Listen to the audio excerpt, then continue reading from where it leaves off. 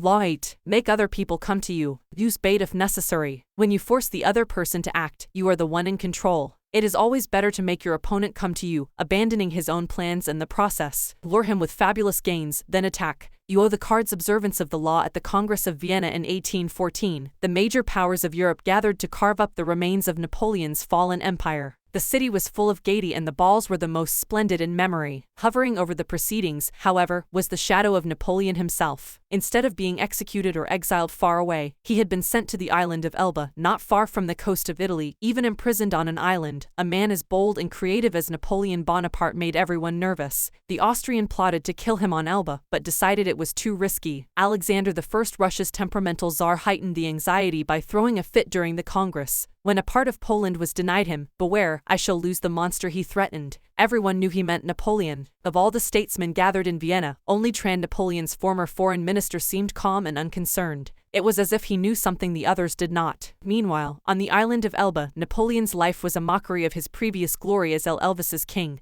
He had been allowed to form a court. There was a cook, a wardrobe mistress, an official pianist, and a handful of courtiers. All this was designed to humiliate Napoleon, and it seemed to work. That winter, however, there occurred a series of events so strange and dramatic, they might have been scripted in a play. Elba was surrounded by British ships, their cannons covering all possible exit points, yet somehow in broad daylight, on the 26th of February 1815, a ship with 900 men on board picked up Napoleon and put to sea. The English gave chase, but the ship got away. This almost impossible escape astonished the public throughout Europe and terrified the statesmen at the Congress of Vienna. Although it would have been safer to leave Europe, Napoleon not only chose to return to France, he raised the odds by marching on Paris with a tiny army in hopes of recapturing the throne. His strategy worked. People of all classes threw themselves at his feet. An army under Marshal Ney sped from Paris to arrest him. But when the soldiers saw their beloved former leader, they changed sides. Napoleon was declared emperor again. Volunteers swelled the ranks of his new army. Delirium swept the country. In Paris, crowds went wild.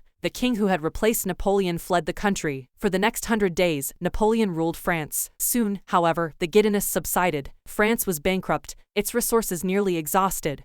And there was little Napoleon could do about this. At the Battle of Waterloo, in June of that year, he was finally defeated for good. This time his enemies had learned their lesson. They exiled him to the barren island of St. Helena off the west coast of Africa. There, he had no more hope of escape interpretation. Only years later did the facts of Napoleon's dramatic escape from Elba come to light before he decided to attempt this bold move. Visitors to his court had told him that he was more popular in France than ever, and that the country would embrace him again. One of these visitors was Austria's General Kohler, who convinced Napoleon that if he escaped the European powers, England included, would welcome him back into power. Napoleon was tipped off that the English would let him go, and indeed his escape occurred in the middle of the afternoon in full view of English spy glasses. What Napoleon did not know was that there was a man behind it all pulling the strings, and that this man was his former minister, Talleyrand, and Talleyrand was doing all this, not to bring back the glory days, but to crush Napoleon once and for all. Considering the emperor's ambition unsettling to Europe's stability, he had turned against him long ago. When Napoleon was exiled to Elba, Talleyrand had protested. Napoleon should be sent farther away. He argued, or Europe would never have peace, but no one listened. Instead of pushing his opinion, Trand bided his time working quietly. He eventually won over Castlereagh and Metternich, the foreign ministers of England and Austria. Together these men baited Napoleon into escaping. Even Kohler's visit to whisper the promise of glory in the exile's ear was part of the plan. Like a master card player, Trand figured everything out in advance. He knew Napoleon would fall into the trap he had set. He also foresaw that Napoleon would lead the country into a war, which given France's weakened condition could only last a few months. One diplomat in Vienna who understood that Talleyrand was behind it all said he has set the house ablaze in order to save it from the plague.